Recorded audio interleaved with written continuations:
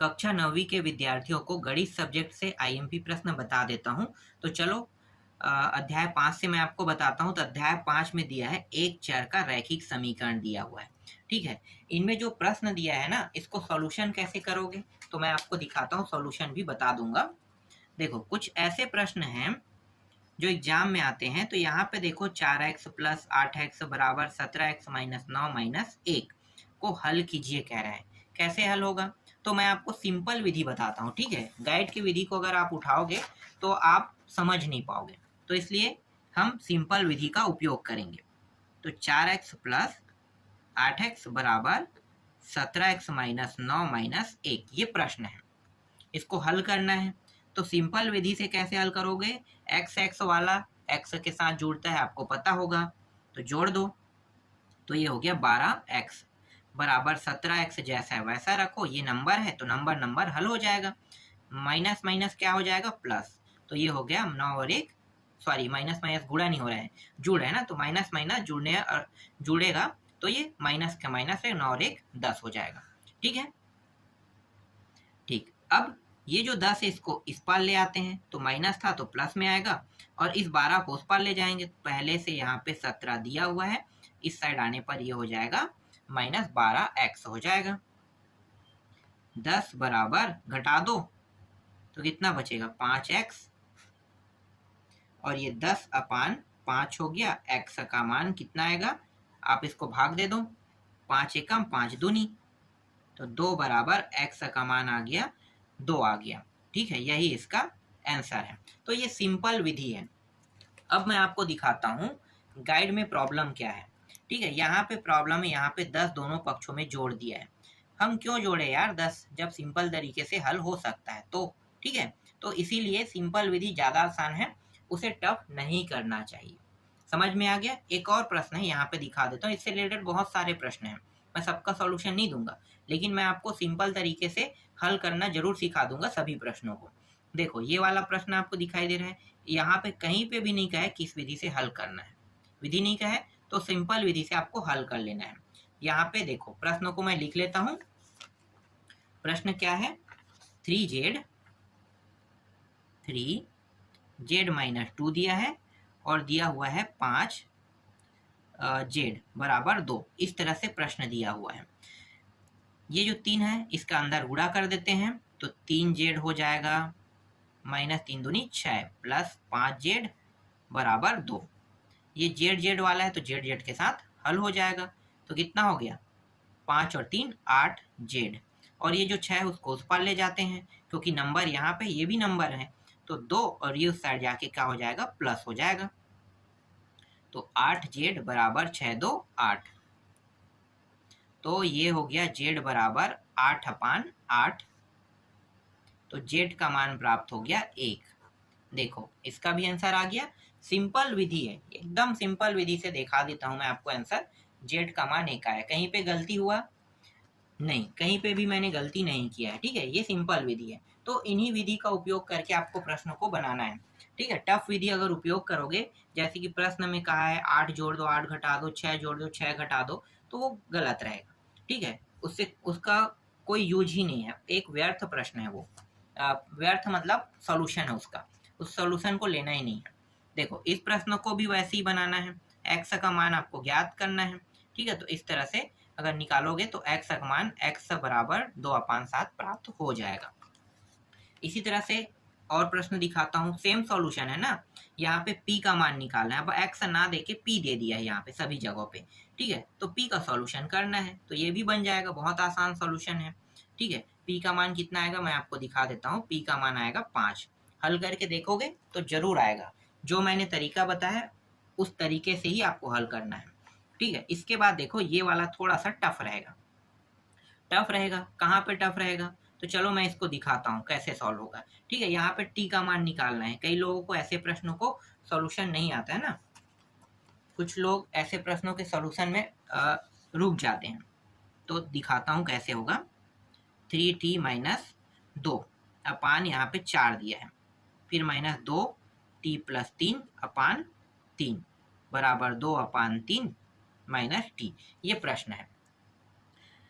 ये बराबर के इस पार है और बराबर के उस पार है, ठीक है। यहाँ पे कुछ नहीं, मतलब मैं 1 ले लूंगा। सबसे पहला नियम क्या होता है, ऐसे मान अगर जोड़ने या घटाने में हो तो हमें क्या करना होता है, हर को बराबर करना होता है। यहाँ पे हर 4 है, यहाँ पे हर 3 है, तो बराबर तो नहीं है। तो बराबर कैसे करेंगे, दोनों को गुणा कर देंगे, तो ये हो गया बराबर। अब 4 तिया कितना हो गया, 12 आ गया, ठीक है। इस 3 का इसके साथ गुणा हो जाएगा, तो मैं डायरेक्ट करता हूँ इसे। 3 तिया कितना हो गया, 9 टी। 3 का गुणा इसके साथ भी होगा, 3 दूनी 6, ठीक है। अब ये जो 4 है ना, इसका गुणा इसके साथ होगा, तो 4 दूनी 8t प्लस 4 तिया 12, ये रहा, ठीक। अब इसको भी वैसे ही करेंगे, ये दोनों भी बराबर कर लेते हैं। 3 एकम 3, 1 का गुणा इसके साथ 2 और 3 का गुणा टी के साथ, तो 3t। इसको थोड़ा सा छोटा कर लेते हैं। देखो माइनस का पहले हम अंदर गुणा करेंगे, तो 9t माइनस 6, ये दोनों मान प्लस में है तो दोनों मान किस में हो जाएगा, माइनस में हो जाएगा।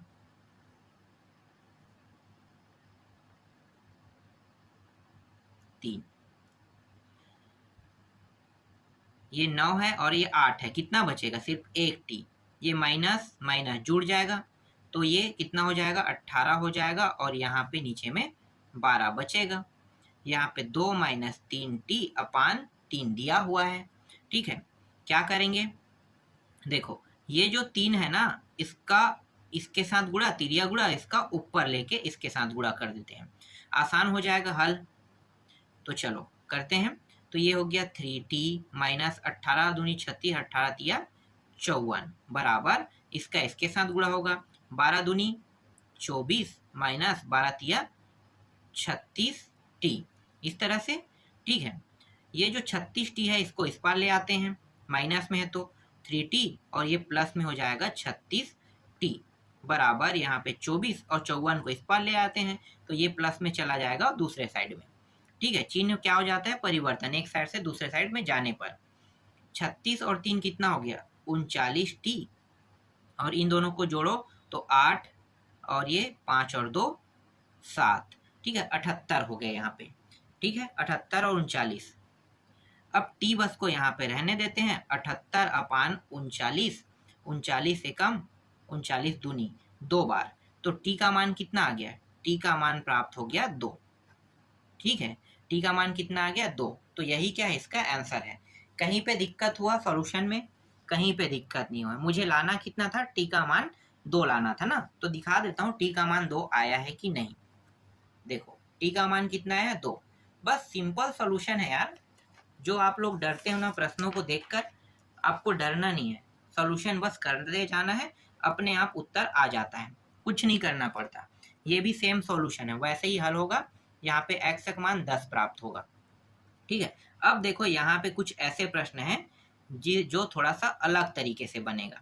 यहाँ पे देखो, 2 धनात्मक पूर्णांक का अंतर 40, इन पूर्णांकों में 2:3 का पूर्णांक है, ये पूर्णांक ज्ञात कीजिए, ठीक है। पूर्णांक ज्ञात करना है, तो चलो देखते हैं क्या कह रहा है। यहाँ पे 2 धनात्मक पूर्णांकों का अंतर कितना है, 40, और इन पूर्णांकों में 2:3 का पूर्णांक है, अतः ये पूर्णांक ज्ञात कीजिए कह रहे हैं। तो हम मान क्या लेते हैं, पहली संख्या को x प्लस 40 मान लेते हैं और दूसरी संख्या को x मान लेते हैं, ठीक है।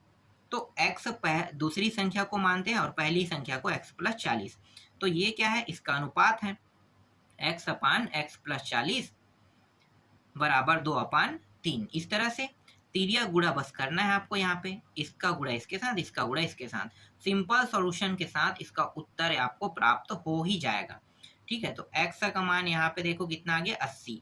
x का मान 80 आया, इसका मान 80 है, तो 80 प्लस 40 करो कितना हो जाएगा, ये 80 प्लस 40 120 आ गया ये भी। चलो नेक्स्ट प्रश्न देखते हैं। सारे प्रश्न बहुत आसान है, सभी प्रश्न जितने प्रश्न है ना, सबका सॉल्यूशन बहुत इजी है। देखो यहाँ पे क्या कहे, विमला और सरिता की आयु में 7:5 का अनुपात है, 4 वर्ष पश्चात उसकी आयु का अनुपात 4:3 हो जाएगा, उनकी आयु ज्ञात कीजिए। आयु ज्ञात करना है, कितने वर्ष की बात कर रहे हैं, 7 ना, तो पहले क्या करेंगे, विमला की आयु में 7x, ये 7 अनुपात में, मतलब मुझे क्या करना है, इसको 7x का गुणा करना है। कोई भी मान अनुपात में रहता है और शुरू में हो ना, तो x का गुणा कर देता। 7 के साथ x का गुणा और 5 के साथ x का गुणा हो गया। ठीक है, ये विमला की आयु है 7x और सरिता की आयु 5x। ठीक है, अब क्या करेंगे, 4 वर्ष पश्चात कह रहे हैं, तो 4 वर्ष पश्चात मतलब भविष्य में जा रहे हैं, तो 4 को प्लस कर देंगे दोनों में। ठीक है, एक में प्लस नहीं करेंगे, दोनों में किया जाता है, याद रखना। ठीक है, इस तरह से। अब प्रश्न क्या कह रहे हैं, अनुपात इतना हो जाएगा। ठीक है, तो अनुपात इतना हो जाएगा, तो आपको इस तरह से बनाना है। ठीक है, आगे बस अब क्या करना है, हल करते जाओगे तो दोनों की आयु प्राप्त हो जाएगा, 28 और 20। ठीक है, आगे दिखाता हूँ। इसके बाद देखो 5वां प्रश्न। ये प्रश्न को भी मैंने सॉल्व करके बताया था। ठीक है, ये आयताकार वाला है, परिमाप है और ये चौड़ाई ज्ञात कीजिए कह रहा है। मैं सॉल्यूशन अभी आपको दिखा देता हूँ। ये मैंने पहले ही आप लोगों को बता दिया है किसी वीडियो में। ठीक है, यहाँ पे उत्तर कितना आएगा, 15 आएगा, ये रहा इसका उत्तर। ठीक है, और एक आएगा 10 आएगा, लंबाई और चौड़ाई देख लो। ठीक है, x का मान कितना है, ये रहा 10 आया है, और ये क्या हो जाएगा, ये चौड़ाई और ये लंबाई, आगे दोनों। इसके बाद 6वां प्रश्न देखो। 6वां प्रश्न क्या है, एक त्रिभुज का एक कोण दूसरे से 15 अंश अधिक है, तीसरे कोण दूसरे कोण से दुगने से 25 अधिक है, त्रिभुज के तीनों कोण ज्ञात कीजिए। त्रिभुज के तीनों कोण ज्ञात करना है। ठीक है, एक त्रिभुज में 3 ही कोण होते हैं। ठीक है, चतुर्भुज में 4, तो मान लो दूसरा कोण x अंश है, तीसरा कोण 15, पहले कोण से 15 अधिक है, और पहला कोण और तीसरा कोण 25 अधिक है। ठीक है, तो इस तरह से आपको बताने हैं। अब तीनों को जोड़ देना है, पहला दूसरा तीसरा, तीनों को जोड़ेंगे, तीनों का योग होता है 180 अंश। तीनों कोणों का योग कितना होता है, 180 अंश। ठीक है, कहाँ से आया मत कहना 180 अंश, तीनों कोणों का योग होता है 180 अंश। तो 180 अंश, इसको हल करते जाएंगे तो x का मान 35 आ गया है। ठीक है, एक कोण का मान निकल गया। दूसरे कोण का मान निकालोगे तो दूसरे कोण का मान देखो, दूसरे कोण का मान यहाँ पे 50 आ गया और तीसरे कोण का मान 95 आ गया। ठीक है, तो इस तरह से आपको हल करना है। ये भी प्रश्न मैंने आप लोगों को बता दिया है। इसके बाद देखो 7वां प्रश्न। इसमें क्या है, 3 क्रमागत विषम पूर्णांक संख्याएं ज्ञात कीजिए यदि उनके योग का 3 गुना मध्य संख्या के 8 गुने से 5 अधिक है। ठीक है, तो इसको कैसे हल करोगे, तो देखो यहाँ पे 2x 2x 2x 1 3 5, इस तरह से यहाँ पे क्रमागत विषम संख्या जोड़ दिया गया है। निकालना भी वही है हमें। ठीक है, अंत में क्या किया है, 3 गुना की बात किया ना, 3 गुना, तो यहाँ पे 3 गुना कर दिए, और यहाँ पे 8 गुना, मतलब यहाँ पे देखो 8 गुना प्लस 5 अधिक कह रहे हैं।